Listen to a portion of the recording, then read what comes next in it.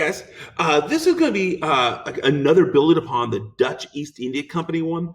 All right. So another thing you have to do with your textbook, right, is we want to answer this question, which I did not do in the last video. I'm going to make it bigger so you don't see me real quick. To what extent did the West impact Southeast Asia? There's going to be two ways we're going to see this, right? We're going to see mainland. We're going to see, well, we see the islands, which I've already covered with Batavia, and we're going to see mainland. And what are we going to use? What's the example of mainland that we're going to use? Yeah, I hope you said it. Vietnam, right? So we're going to look at this, and as we look at this, we're thinking about the collapsing of the Portuguese Empire. We're thinking about how this kind of constructs. And that's kind of where we are. All right. Again, the Philippines, interesting, but you guys can do that on your own. But we've already talked about, and again, we talked about how the Dutch East India Company transformed the islands. I want to point out a little bit here, another aspect of that. So with that other aspect, let's go ahead and talk about it. All right.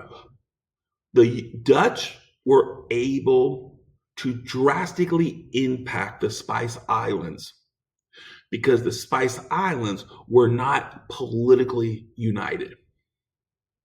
Okay? Without being politically united, geographically, the geopolitical aspect of this is the islands themselves are so small and divided that the aggressive Dutch merchants were able to use their military tactics to force the islands into submission. So this is a principle here, I think. The historical principle is during exploration, European countries are going to exploit the divisions, right? So in that, you can even conclude before we move on to mainland that the islands, since they were naturally divided, the islands are kind of similar to the city-states of Italy, right? And because they are divided naturally, it creates a natural power vacuum. And that power vacuum will be filled by the Dutch because of the triggering aspect. And the triggering is the great demand for the spice. Is that cool with you guys? I hope that makes sense. But with that, I want to go now shift to the other side of the water. So you have the islands. Now we're going to jump over a little bit to the mainland. Mainland is a very different, right? And in your power map, you probably have a whole bunch of stuff.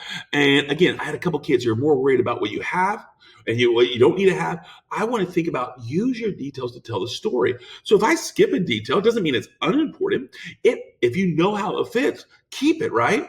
If you don't see how it fits, etch through it or later ask. All right.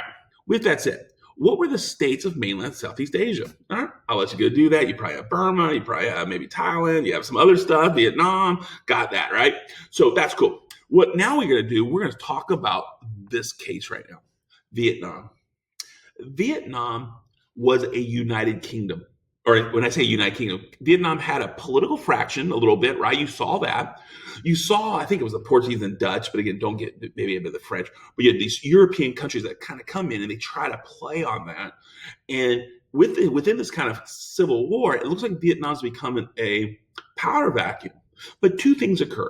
Number one, Vietnam reunited. And once Vietnam reunited as the Kingdom of Vietnam, there was no more division. And without that division, the power vacuum's gone. I think that's important. I think Dr. Spavogo doesn't really say that. I think you need to make sure you understand that these two European countries thought they had an opportunity to go in. And as they go in, once the Civil War is over and Vietnam becomes a united state, then therefore it's no longer a power vacuum. Okay? Maybe a second important aspect is at this moment is the other side, where the Spice Islands had valuable spices that were in greatly demand throughout the world. Vietnam also doesn't really have an economic focus. There's not anything specifically being demanded out of Vietnam. So therefore, the Dutch, the French, the Portuguese, these states, once they realize there is nothing economically to tap into, they're less important, they're less engaged. So now we have two things we have to divide by side by side. And what you have to do, what's more important, the United States or the lack of economic risk or economic value? And we begin to do that. I, as a political historian, will always kind of side with the political nature of Vietnam as it united. It's no longer a power vacuum.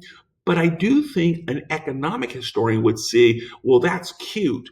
But in reality, if Vietnam had economic value such as silk, spices, porcelains, or something like that, they would have been easily colonized. But once again, I'll let you ponder that. So in the end, the extent of the West will impact Southeast Asia. It's to a great extent on the islands and to a minimal extent on the mainland. On the islands, it was a power vacuum that had an economic value. Mainland it's not as much of a power vacuum because they were united and they had less economic value. So therefore, many Vietnamese will not see any white people for another 150 years. I do think that's important for us to think about down the road because we're going to start in the 19th century a second wave of imperialism. But we'll wait for that story. Right now, we've just evaluated the impact of West on Southeast Asia, and we separated the two.